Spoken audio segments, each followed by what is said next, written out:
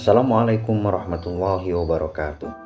Jumpa kembali bersama Sang Hyang Cipta Rasa yang akan persembahkan kisah-kisah mistis menarik untuk menghibur teman-teman semua dimanapun berada. Sebelum ke cerita, terlebih dahulu kami ucapkan terima kasih yang sebanyak-banyaknya kepada teman-teman yang telah bergabung di channel ini. Dan bagi yang belum bergabung, silakan mampir dan berikan dukungannya dengan cara subscribe, like, komen, dan share ke teman-teman lainnya agar channel ini semakin berkembang. Dan jangan lupa aktifkan tombol loncengnya agar teman-teman tak ketinggalan cerita dari setiap video terbaru yang kami upload. Untuk menjaga privasi dalam cerita ini, nama tokoh dan tempat kejadian telah kami samarkan. Apabila ada kesamaan cerita, nama tokoh dan tempat kejadian mungkin hanya kebetulan saja. Nah, seperti apa kisah selengkapnya? Kita simak saja ceritanya. Sore itu, awan hitam menggelayut di angkasa menandakan sebentar lagi mungkin akan turun hujan. Anton segera mempercepat laju sepeda motornya agar dapat sampai di rumah sebelum hujan turun. Ia yang bekerja di kota harus rela pulang pergi dari rumahnya ke kota demi istri dan seorang anaknya yang masih balita. Butuh 1 jam perjalanan dari tempatnya bekerja untuk sampai di rumah. Awal-awal ia bekerja di kota. Ia selalu berangkat dan pulang lewat jalan raya yang ramai. Namun, karena jalan itu memutar dan jauh, Anton mulai mengambil jalan memotong dengan melewati jalan kampung yang masih berlapis tanah dan batu-batuan untuk mempersingkat jarak tempuh dari rumahnya ke tempat ia bekerja. Dikarenakan ia masih baru di kampung itu, Anton selalu mengikuti laju sepeda motor di depannya yang searah menuju kampungnya. Pada suatu tikungan, di sana ada sebuah gubuk yang di dekatnya ada aliran sungai kecil yang mengairi pesawahan warga.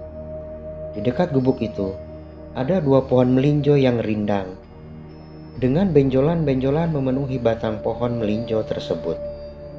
Jika siang hari, gubuk itu sering dipergunakan oleh para petani untuk beristirahat dan makan selepas bekerja di sawah, sebelum akhirnya mereka pulang ke rumah masing-masing.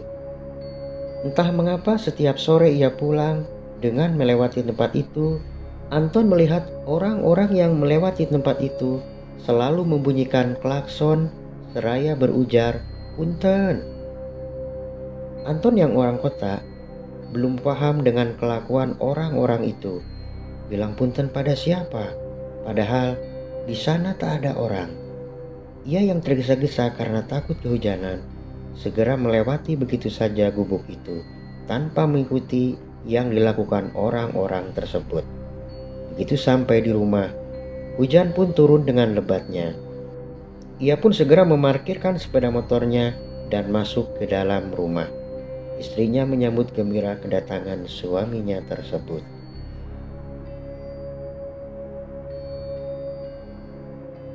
Keesokan harinya, sore itu Anton terlambat 1 jam pulang ke rumah karena harus menyelesaikan pekerjaannya terlebih dahulu. Dikarenakan waktu itu musim hujan, Anton harus rela pulang dengan menembus curah hujan yang cukup deras. Walaupun menggunakan jas hujan, tetap saja terasa dingin. Dan ketika sampai di tikungan di mana gubuk itu berada, ia memutuskan untuk berteduh dan buang air kecil di belakang gubuk itu. Segera ia masuk ke dalam gubuk yang berlantai papan itu. Kemudian ia bersandar pada salah satu dinding kayu yang menghadap ke arah sepeda motornya. Disulutnya sebatang rokok untuk menghilangkan rasa dingin waktu itu. Menit demi menit pun berlalu. Hujan pun tak kunjung reda. Anton yang sudah kelelahan seusai bekerja merasa sangat mengantuk. Lalu ia pun tertidur sambil bersandar di dinding gubuk itu. Senja pun menjelang. Entah berapa menit Anton tertidur. Ia terbangun ketika hidungnya mencium aroma yang sangat wangi di gubuk itu. Ia segera membuka matanya dan menoleh ke samping kirinya. Lalu seorang wanita bergaun putih yang kotor, penuh tanah basah, telah berada dan bersandar tak jauh dari Anton. Terlihat wanita itu sedang merapikan rambut panjangnya yang basah oleh air hujan. Entah kapan datangnya wanita itu. Oh, mungkin ketika Anton tertidur tadi. Lalu basa-basi Anton bertanya, dan wanita itu menjawab tanpa menoleh ke arah Anton. Ada yang aneh dari wanita itu. Suaranya yang agak sengau, serta harumnya itu seperti harum aneka warna bunga. Namun Anton tak memiliki prasangka yang aneh-aneh terhadap wanita itu. Beberapa saat kemudian hujan pun reda. Anton menawarkan wanita itu untuk mengantar ke tempat tujuan. Namun wanita itu menolaknya. Ia pun lalu pamit dan meninggalkan tempat tersebut. Keesokan harinya, kembali Anton disibukkan dengan pekerjaannya dan harus pulang kesorean dari jadwal pulang yang sebenarnya. Dan ketika akan sampai di tikungan di gubuk itu, hujan pun turun dengan lebatnya. Kali ini disertai dengan suara petir yang menggelegar. Anton segera mempercepat laju sepeda motornya agar segera sampai di gubuk itu. Begitu sampai, ia segera memarkirkan sepeda motornya dan masuk ke dalam gubuk. Namun tak berapa lama, ia segera ke belakang gubuk untuk buang air kecil. Nah, ketika sedang buang air kecil, Anton mencium aroma yang sangat harum seperti kemarin.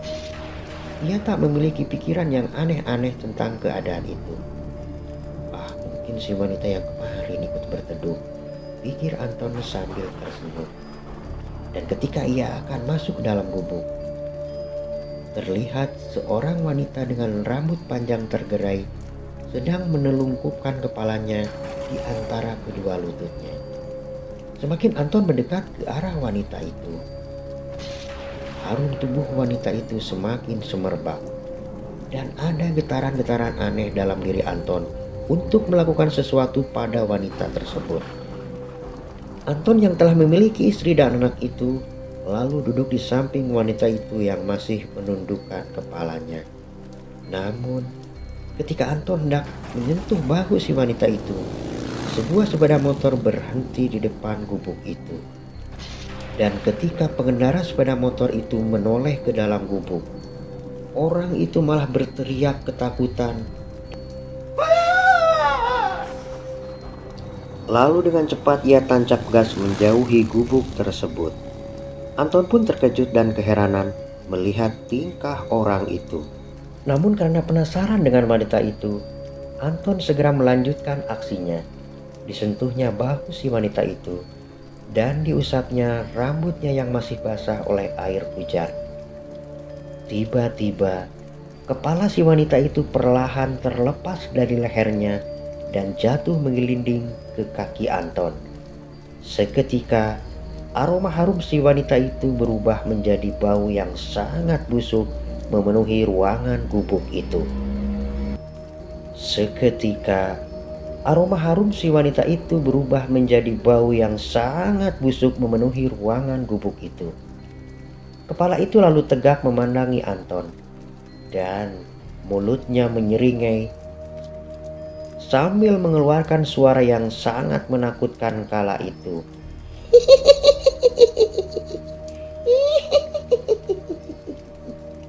Melihat hal itu, Anton berteriak histeris, lalu meloncat ke dekat sepeda motornya, dan dengan sekuat tenaga, ia mendorong dengan cepat menjauhi gubuk tersebut. Dan tak lama setelah itu, terdengar deru sepeda motor dengan kecepatan tinggi meninggalkan area tersebut, dan sosok menyeramkan itu pun menghilang seketika. Nah teman-teman, sampai di sini ceritanya. Semoga dapat menghibur kalian semua dimanapun berada. Terima kasih bagi teman-teman yang telah menonton dan mendengarkan ceritanya. Mohon maaf apabila ada salah-salah kata. Sampai jumpa di kisah mistis selanjutnya hanya di Sang Hyang Cipta Rasa. Assalamualaikum warahmatullahi wabarakatuh.